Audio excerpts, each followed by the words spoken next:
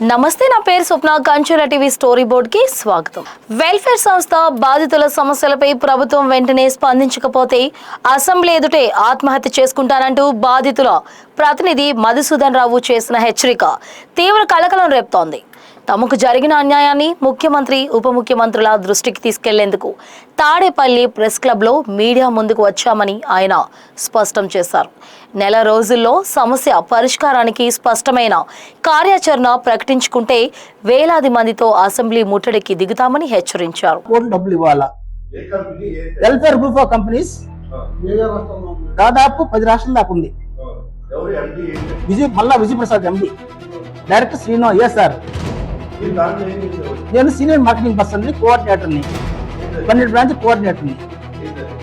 ప్రజలతో డబ్బులు కట్టించాము, ఆర్డీలు ఎఫ్డీలు అని చెప్పేసి మంచి వడ్డీ కట్టించాము, నమ్మకానికి అమౌంట్ అని చెప్పి కట్టించాము. కట్టించిన తర్వాత గడువు అయిపోయిన తర్వాత జనాలు డబ్బులు సమయానికి ఇవ్వడం లేదు. కొంతమందికి ఏమో క్యాష్గా ఇచ్చారు ముందు, తర్వాత క్యాష్ ఇవ్వలేము, ప్లాట్ ఇస్తామని చెప్పేసి ప్లాట్ కొంతమందికి ఇచ్చారు. తర్వాత ప్లాట్ కూడా లేవని చెప్పేసి సెక్యూరిటీ పెట్టిన ల్యాండ్స్ కూడా అమ్మేసుకున్నారు. ఇప్పుడు ల్యాండ్స్ కూడా ఎక్కడ లేవు, అందువల్ల ప్రజలకు ఇచ్చే అమౌంట్ అవకాశం లేదు. అయితే వచ్చిన అమౌంట్స్ మొత్తం కూడా మొదటి నుంచి కూడా కంపెనీ డైవర్షన్స్లో పెట్టేసుకుని డైవర్షన్ చేసేసుకుంటాం.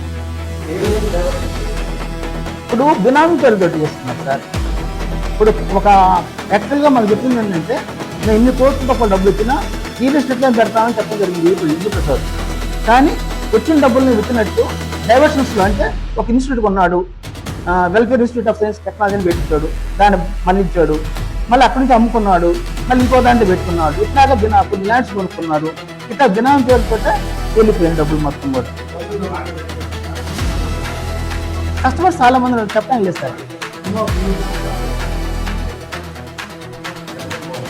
ఓన్లీ ఫ్లాట్ అంటే కొన్ని సార్, అంటే కొన్ని మంది పేమెంట్ జరగడం జరిగింది, కొంతమంది పేమెంట్ ఇవ్వాల్సిన చెక్కులు ఇవ్వడం జరిగింది, చెక్కులు బౌన్స్ అవ్వడం జరిగింది, వాళ్ళు తిరగటము అట్లా జరిగింది. కొన్ని మంది కొన్ని ఫ్లాట్ ఇచ్చారు. అంటే ఇప్పుడు కస్టమర్స్ ఉన్నారు, కస్టమర్స్కి కంపెనీ డబ్బులు ఇవ్వడం లేదు. ఆ డబ్బులు మొత్తాన్ని కలిపేసి నువ్వు తీసుకో, ఈ డబ్బులు మొత్తం నువ్వు తీసుకో, అట్లాగా కస్టమర్లకి డబ్బులు ఇవ్వాల్సిన అమౌంట్స్కి ఆ కొంతమందికి ఏజెంట్స్కి ఇష్యూ చేశారు ఫ్లాట్.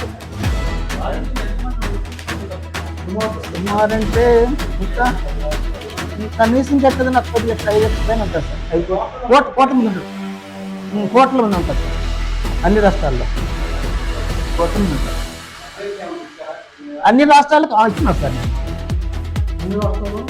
అన్ని రాష్ట్రాల కంప్లైంట్స్ ఉన్నాయి. ఒరిస్సా గవర్నమెంట్ వచ్చేసి సరే అరెస్ట్ చేసింది, 4 నెలలు జైల్లో ఉన్నాడు, జైలు ఇచ్చాడు.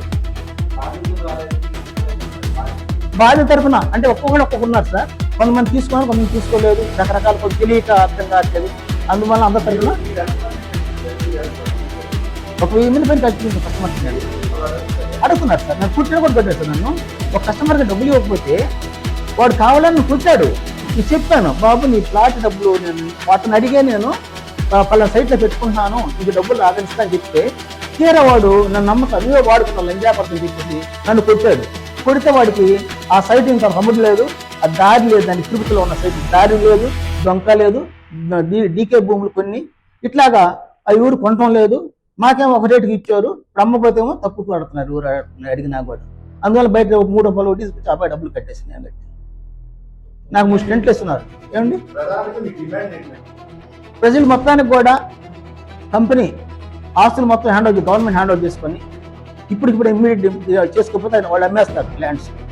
అందుకని కంపెనీ గవర్నమెంట్ ఆ ల్యాండ్స్ మొత్తాన్ని ఏమైతే ఉన్నాయో ప్రజల్ని హ్యాండ్ ఓవర్ చేసుకొని ప్రజలకి మొత్తానికి అమౌంట్స్ ఇవ్వాలి. ఒక్క రూపాయి కూడా చాలా మిస్ కాకూడదు కస్టమర్లకి. అందుకోసంగా రేపు ఈ విషయంలో త్వరగా గవర్నమెంట్ కానీ యాక్షన్ తీసుకోకపోతే నేను నిరాహార దీక్ష చేస్తాను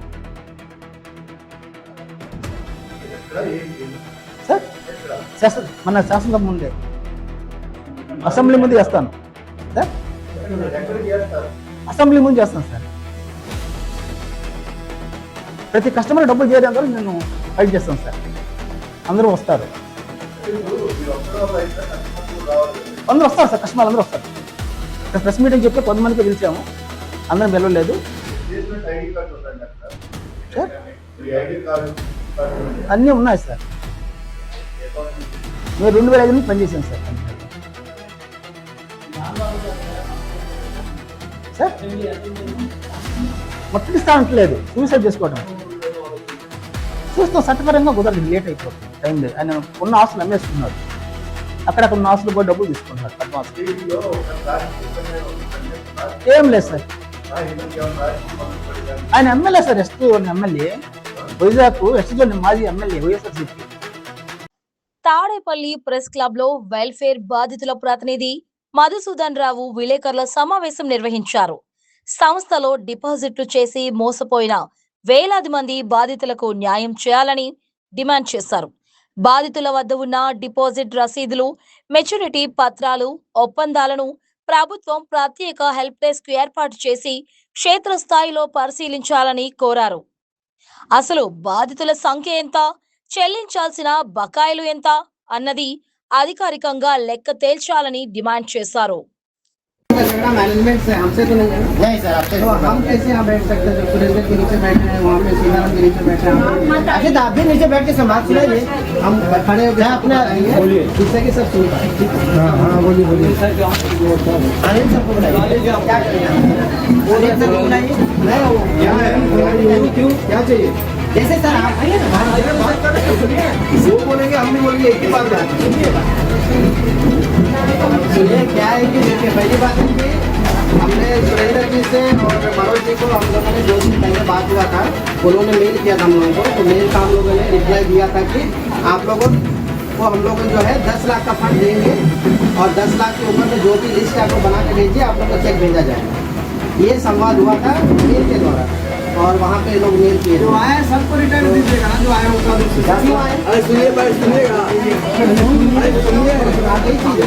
जब आप लोगों को मेल में बताया गया मत आइए, आपको ना आए आपको प्रॉब्लम, मेरा प्रॉब्लम नहीं है, ठीक है? आपको ना आए आपको क्या करना चाहिए वो आपको का डिसीजन। लेकिन हम लोगों ने यहाँ से डिसीजन दिया था, मैनेजमेंट ने डिसीजन आपको ऑफिशियल मेल दिया था। ऑफिशियल मेल में मतलब होता है, ऑफिशियल मतलब जानकारी देना कि हम लोग यहाँ पे किस परिस्थिति में जानकारी देना, क्योंकि आप लोग जब उतना दूर से आ रहे हैं तो हम लोग को ये कर्तव्य बनता है कि आप लोग जब उतना दूर से आ रहे हैं तो हम लोग को एक जानकारी देना है कि आप लोगों को आने के बाद क्या हो सकता है क्या नहीं हो सकता है, इसके बारे में जानकारी देना बहुत जरूरी है। तो इसी वजह से हम लोगों ने यहाँ से मेल के द्वारा जानकारी दिया गया था, और फोन में भी बात हुआ था, मेरा मनोज से भी बात हुआ था फोन में, और सुरेंद्र जी से भी हल्का फुल्का बात हुआ था, और बाद में सुरेंद्र जी जो बात की है वहाँ पे अंदर जी से बात की।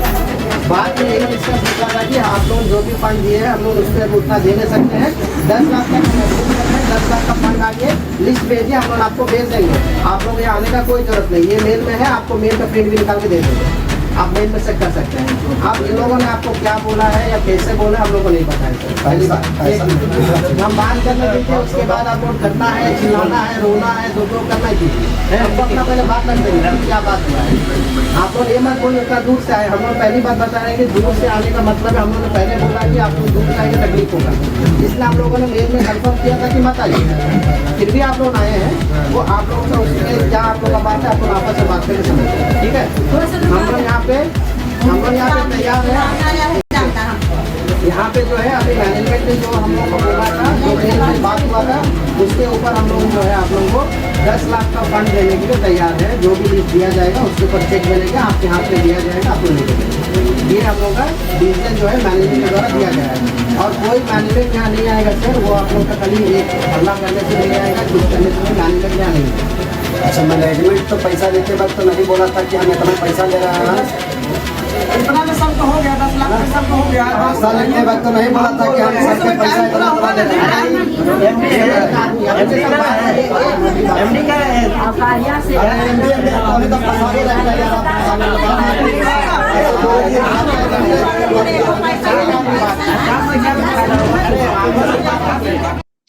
సంస్థ పేరిట ప్రస్తుతం ఉన్న స్థిర చర ఆస్తుల వివరాలను బహిర్గతం చేయాలని, గత కొన్నేళ్లలో విక్రయించిన ఆస్తుల తాలూకు నిధులు ఎక్కడికి వెళ్లాయో దర్యాప్తు సంస్థలతో విచారణ జరిపించాలని కోరారు.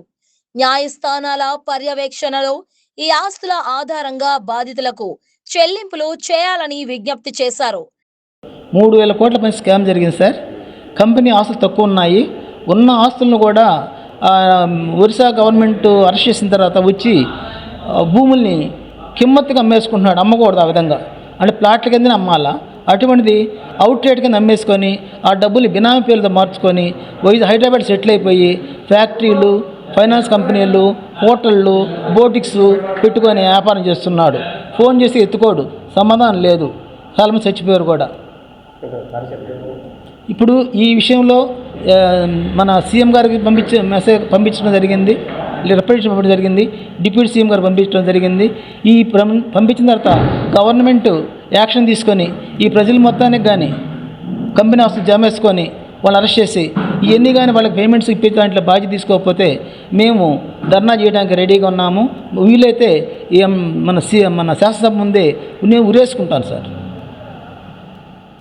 ఆంధ్రప్రదేశ్తో పాటు తెలంగాణ తదితర రాష్ట్రాల్లోనూ బాధితులు ఉన్నందున 2 రాష్ట్రాల పోలీస్, రెవెన్యూ, రిజిస్ట్రేషన్ విభాగాలు సమన్వయంతో పనిచేయాలని, ప్రత్యేక నోడల్ అధికారిని నియమించాలని డిమాండ్ చేశారు. తక్షణమే ప్రభుత్వం స్పందించి న్యాయం చేయాలని, లేని పక్షంలో పోరాటాన్ని ఉధృతం చేస్తామని హెచ్చరించారు. వేలాది కుటుంబాల భవిష్యత్తు ముడిపడి ఉన్న ఈ వ్యవహారంలో ప్రభుత్వం ఎలాంటి చర్యలు తీసుకుంటుందో వేచి చూడాలి. ఇలాంటి కథనాల కోసం చూస్తూనే ఉండండి కంచెర్ల టీవీ స్టోరీ బోర్డ్.